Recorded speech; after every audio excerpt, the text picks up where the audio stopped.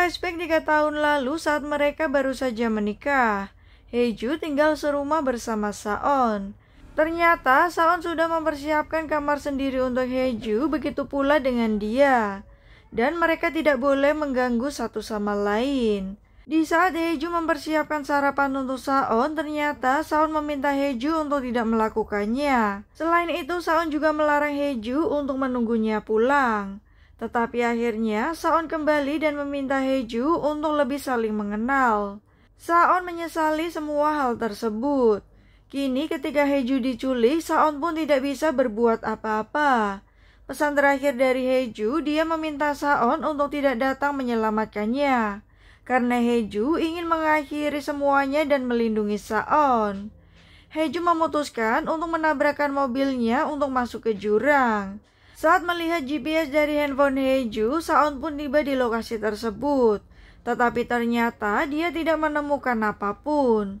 Saon kemudian menerima telepon dari detektif dan memberitahunya bahwa dia sudah menemukannya. Ternyata itu adalah lokasi di mana Hae-ju kecelakaan. Mobil Hae-ju menabrak pagar dan juga jatuh ke jurang. Detektif juga menemukan salah satu barang milik Hae-ju, yaitu sepatu yang dia gunakan. Tak lama kemudian, Hong Il-kyung, ibu Hae-ju dan juga Hong In-na datang ke lokasi tersebut. In-na sangat kaget dengan apa yang terjadi. Begitu pula dengan ibu Hae-ju yang tidak percaya apa yang telah dialami oleh anaknya. Hong Il-kyung pun tidak bisa menahan emosinya terhadap Baek Uyong. Nah kemudian Saon mengecek, ternyata Sim Kyu-jin tidak datang ke lokasi tersebut. Mereka pun meminta memeriksa CCTV dari lokasi kebakaran. Ternyata Sim Kyu-jin juga tidak ada di lokasi. Saon kemudian pulang serta masuk ke dalam garasi. Dia mengecek mobil dari Sim Kyu-jin. Ternyata saat Saon mengecek dashboard mobilnya tidak ditemukan apapun. Semua data sudah dihapus. Ia meminta detektif untuk mengeluarkan surat perintah. Tak lama kemudian, ternyata Sim Kyu-jin melihat Saon sedang mengecek mobilnya. Dengan sangat emosi, Saon pun buru-buru mendekatinya. Saon heran kenapa Sim Kyu-jin tidak datang ke lokasi dan juga tidak menangis. Dia mengatakan bahwa semua kesedihannya sudah dia lalui sejak 20 tahun lalu. Sim Kyu-jin kemudian mengatakan kini giliran Saon untuk merasakan apa yang dulu dia rasakan. Nah di sisi lain, Yuri dan juga Ji Sang-woo sedang menuju ke suatu tempat. Sang-woo meminta maaf karena tidak memberitahu bahwa Hae-ju adalah istri Saon. Selain itu, Sang-woo juga memberitahu bahwa sebenarnya Hae-ju bisa berbicara. Hal itu tentu saja membuat Yuri sangat kaget dan dia berharap bisa mendengar langsung suara Hae-ju. Sementara itu, Pak Kang dan juga yang lainnya sedang menjadi relawan untuk mencari keberadaan Hae-ju.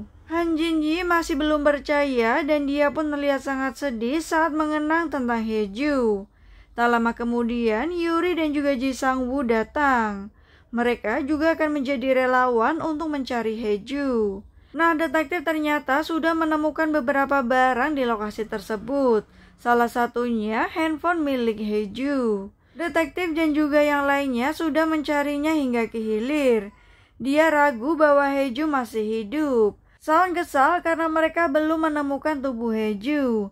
Dia pun meminta agar polisi terus mencarinya. Detektif juga memberitahu bahwa surat yang dikeluarkan untuk Sim Kyu-jin telah dihentikan. Karena lawan Saon adalah istri dari calon kandidat presiden terkuat. Baek Uyong menggelar konferensi pers dan menjelaskan asal-usul Saon. Baek Uyong mengatakan setelah kematian anaknya, Baek Jang-ho kemudian menemukan Saon yang seorang yatim piatu untuk menjadi cucunya.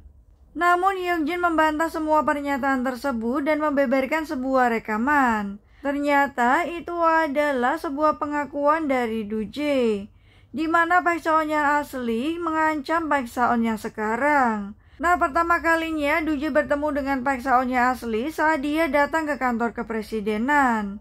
Kekesalannya terhadap Baek Saon ternyata membuat Do-jae mengikutinya yang datang juga ke sebuah villa tempat kakaknya meninggal. Dia kemudian berkomunikasi dengan Baek Saon yang asli. Baek Uyong buru-buru meminta stafnya untuk menghentikan Hyuk-jin. Tak selang beberapa waktu, ternyata polisi masuk ke dalam ruangan tersebut. Dia menangkap Sim Kyu-jin yang dituduh sebagai orang yang melakukan pembunuhan. Nah, di lain sisi, Ibu Hyeju masih sangat menyesali apa yang terjadi. Dia terlihat terus menangis di kamar Hyeju. Hong Ina pun marah kepada ayahnya karena tidak melakukan sesuatu. Dia juga menyinggung kematian adiknya 20 tahun lalu. Di saat mereka sedang berdebat, kemudian berita tentang Sim Kyu-jin pun keluar. Ibu Hyeju melihat berita itu dan buru-buru memberitahunya kepada Hong Il-kyung. Semuanya terlihat sangat kaget. Sim Kyu-jin mengira bahwa dia dituduh melakukan penculikan dan juga pembunuhan terhadap Hyeju. Namun ternyata detektif memberikan bukti bahwa Sim Kyu-jin yang telah melakukan pembunuhan kepada Baek Jang-ho. Nah, kemudian Saon masuk ke dalam ruang interogasi. Ternyata semua bukti itu didapat dari cincin yang dikenakan oleh Baek Jang-ho. Beberapa hari sebelum meninggal, Baek Jang-ho memberikan cincin itu kepada Saon, tetapi Saon memakaikannya kembali. Setelah itu, Sim Kyu-jin datang menemui Baek Jang-ho. Di saat-saat terakhirnya, Baek Jang-ho tidak menyesal dengan apa yang sudah dia lakukan. Sim Kyu-jin juga akhirnya mengetahui bahwa Saon adalah anak kandungnya. Hal itu membuat Sim Kyu-jin semakin marah dan juga kesal yang akhirnya membunuh Baek Jang-ho. Namun ternyata cincin yang digunakan Baek Jang-ho adalah kamera tersembunyi. Kini Sim Kyu-jin tidak bisa mengelak atas semua tuduhan tersebut. Saon sebenarnya tidak ingin mengungkap hal tersebut, tetapi kini dia harus mengeluarkan semua bukti itu. Sim Kyu-jin justru mempermainkan perasaan Saon dan menduga apakah Hyeju masih hidup atau tidak. Karena tidak ada alasan buat dia untuk membiarkan Hyeju hidup. Ternyata setelah kecelakaan, Sekretaris Kim datang untuk membuntuti mereka. Dia pun membawa Baek Saon yang asli. Namun kemudian Sekretaris Kim mendapat telepon dari Sim Kyu-jin. Dia pun diperintahkan untuk membawa Hyeju juga. Saon sangat marah karena Sim Kyu-jin menyiksa dirinya untuk merasakan apa yang dia rasakan. Nah, detektif akhirnya menemukan keberadaan Hyeju. Ternyata Hyeju baik-baik saja dan dia pun masih hidup. Sim Kyu-jin menyembunyikannya di suatu tempat. Hyeju tahu rencana Sim Kyu-jin.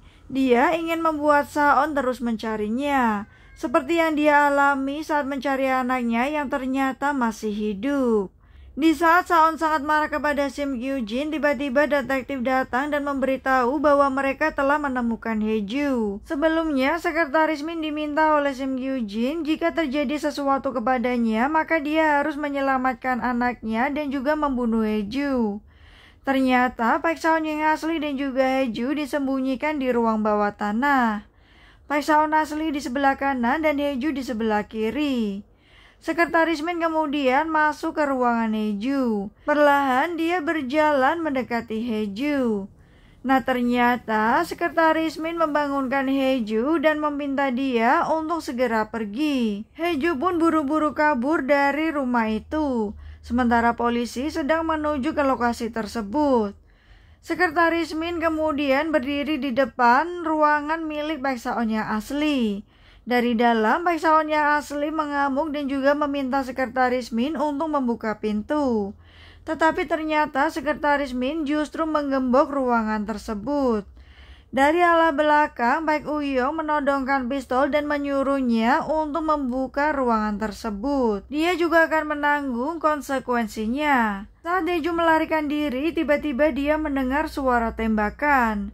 Hal itu membuatnya kaget hingga terjatuh dan juga tidak sadarkan diri. Di sisi lain ternyata Baek Saon yang asli sedang bertengkar dengan ayahnya. Namun Baek Saon berhasil untuk merebut senapan yang dipegang oleh Baek Uyong. Dia pun mengakhiri hidup Baek Uyong dengan senjata tersebut. Kini Baek Saon yang asli sedang mencari keberadaan Hyeju yang melarikan diri. Karena melihat sebuah mobil melintas, Hyeju buru-buru berlari dan meminta bantuan. Dia pun akhirnya ketahuan oleh Baek Saon yang asli dan berusaha mengejarnya. Ternyata mobil itu adalah mobil Park Saon dan dia pun senang bisa bertemu dengan suaminya. Saon melihat Haeju tanpa alas kaki, dia pun buru-buru menggendongnya dan membawanya masuk ke dalam mobil. Haeju mengatakan bahwa Park Saon yang asli masih berkeliaran. Detektif kemudian meminta Saon dan juga Haeju untuk segera pergi, sementara dia akan mencari keberadaan Park Saon yang asli. Di tengah perjalanan ternyata Park Saon yang asli menghadang mereka. Saon terlihat sangat kaget karena dia harus melindungi Haeju. Park Saon yang asli memintanya untuk segera keluar dari mobil. Nah, Saon kemudian keluar dari mobilnya dan Park Saon yang asli buru-buru menodongkan senapan ke arahnya. Dia memberitahu bahwa Saon adalah anak kandung dari Baek Jang-ho. Dia juga ingin Saon merasakan penderitaan yang sama seperti dirinya. Detektif kemudian melihat Saon sedang dihadang oleh Park Saon yang asli. Nah, Park Saon yang asli tiba-tiba mendekati Saon dan membisikkan sesuatu ke telinganya. Hal itu membuatnya terdiam serta menangis. Tak lama kemudian Saon melihat ke arah Haeju. Saon terlihat sangat sedih hingga air matanya terus keluar. Sementara Park Saon yang asli tertawa melihat penderitaan Saon. Tak lama kemudian polisi pun datang untuk mengepungnya. Detektif juga sudah bersiap untuk melindungi Saon. Dia menyuruh Park Saon yang asli untuk menurunkan senjatanya. Tetapi Park Saon yang asli justru mengarahkan senapannya ke arah Saon. Tak lama kemudian terdengar suara tembakan. Entah apa yang terjadi, Haeju membayangkan bahwa dia dan juga Saon menjalani kehidupan pernikahan yang sempurna, di mana mereka terlihat mempersiapkan sesuatu untuk merayakan Natal, serta menikmati ciuman hangat yang tidak terhentikan. Haeju berharap semuanya menjadi kenyataan, tetapi ternyata itu hanyalah angan-angan. Haeju terlihat terdiam menunggu Saon dan juga mencoba menelponnya berkali-kali, namun tidak mendapat jawaban. Di saat dia akan pergi, tiba-tiba handphone Haeju berbunyi. Dia mendapatkan sebuah telepon dari nomor luar negeri yang tidak dikenal. Nah, saat diangkat, Haeju tahu bahwa itu adalah Saon.